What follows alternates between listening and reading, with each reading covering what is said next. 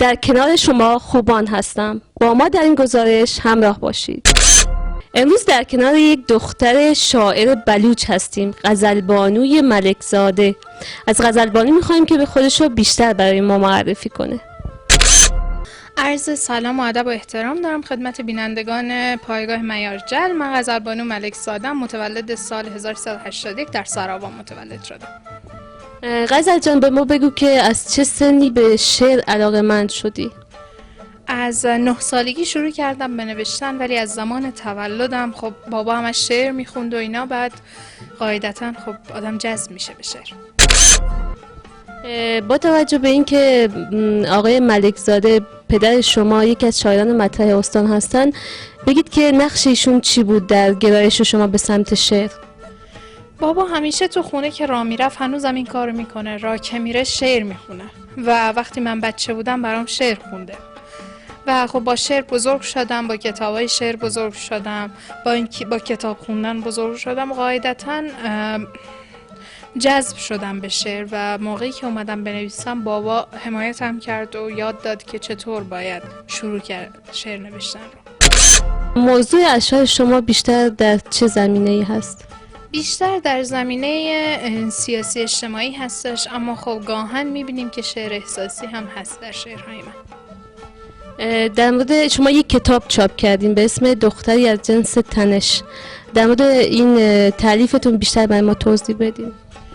اول در مورد اسم کتاب که خب دختری از جنس تنش هست که در زمانی این کتاب نوشته شده که دچار یک سری تنش ها شدیم، خانواده ما دچار یک سری تنش ها شده و اسم این کتاب شده دختری از جنس تنش. اما خود اشعار در زمانی نوشته شده که خب در واقع اولین مسیر حرفه‌ای رو من داشتم طی می‌کردم و اونجا بود که این کتاب چاپ شد. حامی برای نوشتن این کتاب مامان بود که اون منو تشویق کرد تا کتاب بنویسم. چند تا کلمه به شما میگم غزل جان، اگه میتونی احساستو در موردشون بیان کن. بلوچستان سرزمینی که پر از استعداد هاست اما کم کاری میشه برای آباد کردنش. حمید ملکزاده بابا و حامی و کسی بوده که صمیمی‌ترین رفیق من بوده و فکر کنم همه میدونن که دوستای من و بابا دوستای مشترکی هستن. تا این حد با بابا صمیمیم. پایگاه اطلاع رسانی معیارجل آقای جلالزئی با گزارشاش، با دوربینش که همه جا همراهشه. خب زنان بلوچ، زنانی که پر از استعدادن، پر از ظرفیتن، ولی گاهن حتی خودشون هم تلاشی نمی‌کنن تا از محدودیت‌ها خارج شن. زنان کمی رو می‌بینیم که در عرصه‌ای که استعداد دارن فعالیت می‌کنن. محدودیت‌ها برای بانوان بلوچ هست. برای برداشتن این محدودیت‌ها چه کاری باید انجام بدن بانوان و زنان بلوچ؟ الان یک سری از گروه‌ها تشکیل شده که دارن تلاش میکنن تا این اتفاق بیفته که زنان بلوچ هم بیان در اجتماع و با مردها برابری کنن. اما مسئله عمیق‌تر از اینه که همه جا بیان میشه، چون که اول از همه چیز به فکر سنتی مردم برمیگرده.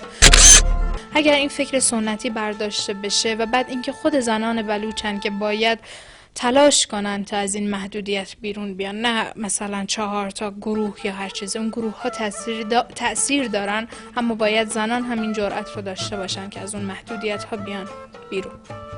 غزل جان، بگو که برای همسن و ساله خودت چه توصیه‌ای داری؟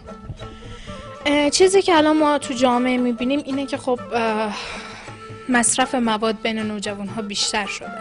من میگم این کارها رو کنار بذاریم، بیایم زبانهای جدید یاد بگیریم، کتاب بخونیم و اینکه بیشتر در ادبیات جهان که خب میدونیم هممون که ادبیات جهان به ما یه چیزهایی رو یاد میده در همون داستان و رمانی که هست، و اینکه ورزش کنن و تلاش کنن برای ساختن آیندهشون. دیدیم و شنیدیم صحبت‌های غزلبانو ملکزاده رو. یک قسمت کوتاهی از برنامه رو میبینیم و دوباره در خدمت شما عزیزان هستیم.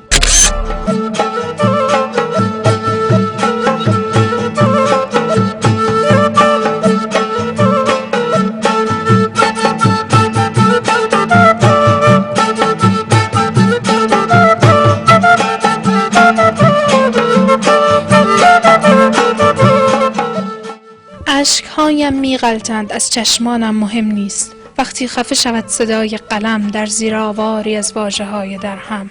این شعرهای بی‌قافیه که تازیانه میزنند مغزم را. غزلبانو نیستم اگر تهمانده شعرهای پدرم را در تمام جاده ها به سپیدی نکشم. دیدیم و شنیدیم صحبت‌های غزلبانو ملکزاده، این دختر شاعر بلوچ رو. امیدوارم از دیدن گزارش ما لذت برده باشید. هر جا هستید ایام به کامتون باشه. خدا یار و نگهدار شما.